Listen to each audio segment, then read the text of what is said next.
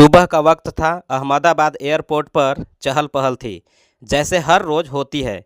लोगों की भागदौड़, अनाउंसमेंट की आवाज़ें और टर्मिनल के कांच के पार दिखती रनवे की हलचल।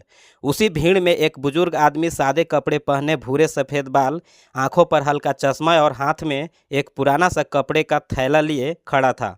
नाम था राम प्रसाद वर्मा। उसकी उम्र लगभग 92 होगी। चेहरे पर झुर्रियाँ थी, लेकिन उन झुर्रियों में भी एक मासूम सी चमक थी, जैसे कोई बच्चा पहली बार स्कूल जा रहा हो।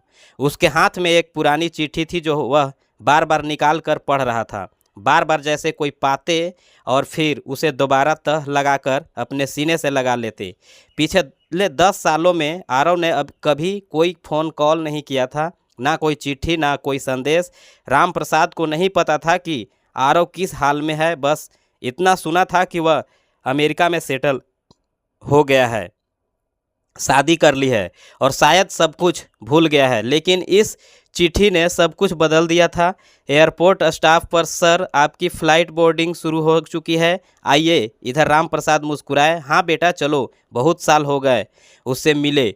वो धीरे धीरे चलते हुए गेट की ओर बढ़े। लोग उन्हें देख रहे थे, कुछ तरस भरी नज़रों से, कुछ उदासीन होकर। उनकी चाल थोड़ी डगमग थी, लेकिन आंखों में चमक थी। बोर्डिंग पास चेक हुआ। सिक्योरिटी में थोड़ा वक्त लगा, क्योंकि उनके थैले में एक छोटा फ्रेम, एक पुरानी स्वेटर और कुछ लिफाफे में बंद कागज़ मिले, जो राम प्रसाद ने तुरंत सीने से लगा लिए। यह मेरा बेटा है, जब छोटा था तब की तस्वीर है, और यह स्वेटर मैंने उसके लिए खुद बुनी है। हर साल थोड़ा थोड़ा ऊन खरीद कर। सिक्योरिटी वाला चुप हो गया। फ्लाइट में बैठते वक्त राम प्रसाद ने खिड़की तरफ वाली सीट मांगी। वो आसमान में उड़ती दुनिया को देखना चाहते थे। शायद कल्पना कर रहे थे कि अगले कुछ घंटों में अपने बेटे से गले मिलेंगे। वो कहेगा, पापा माफ़ कर दो। हर कुछ मिनटों में वह चिट्ठी दोबारा पढ़ते और फिर अपनी गोद में रखी स्वेटर की तरह ठीक करते। आकाश में फ्लाइट उड़ चली। राम प्रसाद की आंखें चमक रही थी। थोड़ी देर बाद उन्होंने अपना पुराना बटुआ निकाला। उसमें एक कागज़ था जिस पर लिखा था, अगर मैं भूल जाऊं तो बेटे का पता यह है, वह अब भी मेरा इंतज़ार करता है। मैं जानता हूं उन्हें शायद एहसास नहीं था कि किस्मत क्या मोड़ लेने वाली है।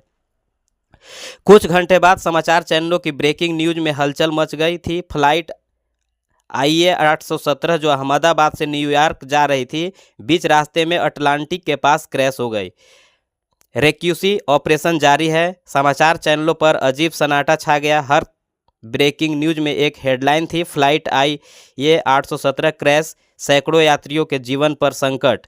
अब तक 243 शव बरामद, पहचान की प्रक्रिया जारी। चारों तरफ अफरा तफरी थी। एयरपोर्ट के बाहर रोते बिलखते परिजन, मोबाइल फ़ोन की घंटियां और भीतर भागते अधिकारी। एक डरावनी खामोशी इन सबके बीच खुली हुई थी।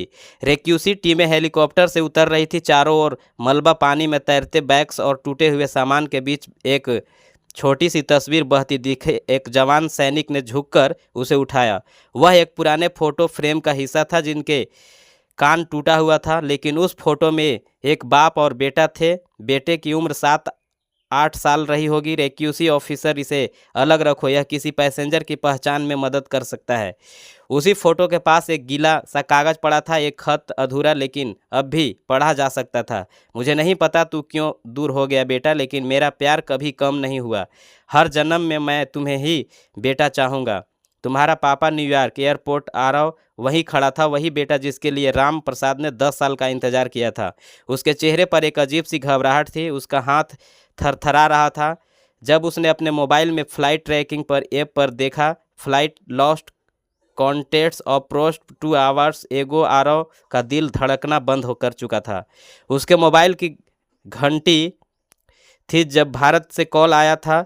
आरव जी, बहुत अफसोस के साथ कहना पड़ रहा है, फ़्लाइट IAD 17 क्रैश हो गया है। हमें एक बुजुर्ग यात्री के बैग में आपका नाम और नंबर मिला है। क्या आप उनके बेटे हैं? आरव की सांसें टूट गई। उसके हाथ से मोबाइल गिर गया। क्रैश साइट के पास आरव वहां पहुंचा चुका था। सरकारी सहयोग से प्राइवेट हेलीकॉप्टर के जरिए उसे एक जवान अफसर ने पास ले जाकर कुछ दिखाया। एक पुराना भीगा हुआ थैला, एक आपके पिता का सामान है। थैले में वह चिट्ठी थी, वही खत जो आरव ने सालों बाद लिखा था, लेकिन अब वह भीग चुका था, किनारों से फट गया था। स्वेटर अब भी उसमें लिपटी हुई थी, अधूरी लेकिन साफ पता चलता था कि हाथ से बुनी गई।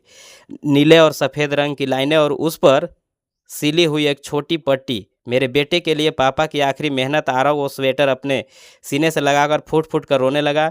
हे आरव, टूटा हुआ स्वर में, पापा आप आ रहे थे और मैं आ रहा था आपको लेने। बस एक बार कह देते मैं सब छोड़ देता। अब मैं क्या करूं पापा? अब तो आप नहीं हो। भीड़ शांत थी, कैमरे चुप थे, अधिकारियों की आंखों में नमी थी। उस दिन कोई कुछ नहीं बोला, बस एक तस्वीर थी, एक खत था और एक बाप जो आखिरी सफ़र पर अकेला चला गया। 1 महीना बाद सर्दियों की शुरुआत, लखनऊ की सर्दियों में ठंडी हवा चल रही थी। आरव एक छोटी सी गाड़ी में बैठकर उसी पुराने मोहल्ले में पहुंचा जहां उसके पिता ने अंतिम साल गुजारे थे। उसके पास वही बैग था, पापा का आखिरी बैग। पुराने कमरे में एक टेबल पर फैला सामान, अधूरी नीली स्वेटर, टूटी हुई तस्वीर, खत का गीलापन अब फ्रेम में रखा और पापा की वह घड़ी जो सालों से बंद पड़ी थी। आरव ने उस स्वेटर को उठाया, उस पर एक अधूरी कलाई थी। शायद पापा उसी दिन पूरी करने वाले थे जिस दिन उनकी फ्लाइट थी। आरव धीरे से बोलता है, अब मैं इसे पूरा करूंगा पापा, ताकि कम से कम यह अधूरी चीज़ तो पूरी हो जाए। सिलाई मशीन के पास बैठा आरव अपनी माँ की पुरानी किताब से स्वेटर बुनना सीख रहा था। वो ऊन की गांठ खोलता है, कांपते हाथों से बुनता है, हर धागा हर फंदा जैसे एक अधूरी बात कह रही हो। कभी कभी माफ़ी शब्दों से नहीं बल्कि कामों से दी जाती है। 2 हफ्ते बाद एक चुपचाप भरी दोपहर, आरव ने वह स्वेटर पूरी कर ली। वो चूसी चारपाई पर बैठा जिस पर पापा बैठे थे और स्वेटर को सीने से लगाकर आंखें बंद कर ली। अब भी तुम्हारी महक से भरी है। पापा यूट्यूब वीडियो पोस्ट करता है, शीर्षक अगर आप किसी के बेटे हो तो यह वीडियो ज़रूर देखें। उस वीडियो में वही स्वेटर, वही खत और वही कहानी थी। वीडियो वायरल हो गया, लाखों कमेंट्स। मैंने आज अपने पापा को गले लगाया। मुझे यह वीडियो देखने के बाद रोना आ गया। काश मैंने भी समय रहते अपने पिता से बात की होती। एक नई पहल, वापसी केंद्र, रेलवे स्टेशन, बस अड्डे और एयरपोर्ट पर बूढ़े माता पिता के लिए सहायता केंद्र खुले हैं। बोर्ड पर लिखा है, अगर कोई बुजुर्ग अकेले दिखे तो पूछिए क्या मैं आपकी मदद कर सकता हूँ। घाट के किनारे आरव पापा की अस्थियाँ लेकर आता है। गंगा किनारे खड़ा, शांत और गंभीर, उसने एक चिट्ठी जलाई, वही अधूरी चिट्ठी जो पापा ने उसे भेजी थी। आरव धीरे से बुदबुदाता है, और शायद मेरा माफ़ी तुम्हें मिले पापा, और अगली बार अगर जन्म हुआ तो मैं तुम्हारा बेटा नहीं तुम्हारा दोस्त बनकर आऊँगा, ताकि तुम्हें कभी अकेला ना लगे। कुछ रिश्ते कभी ख़त्म नहीं होते, बस एक अधूरी स्वेटर की तरह। वह हमें बहुत सी चीज़ें सिखा जाते हैं। तो यह कहानी आपको कैसी लगी कमेंट करके ज़रूर बताएं और चैनल को सब्सक्राइब ज़रूर करें। धन्यवाद।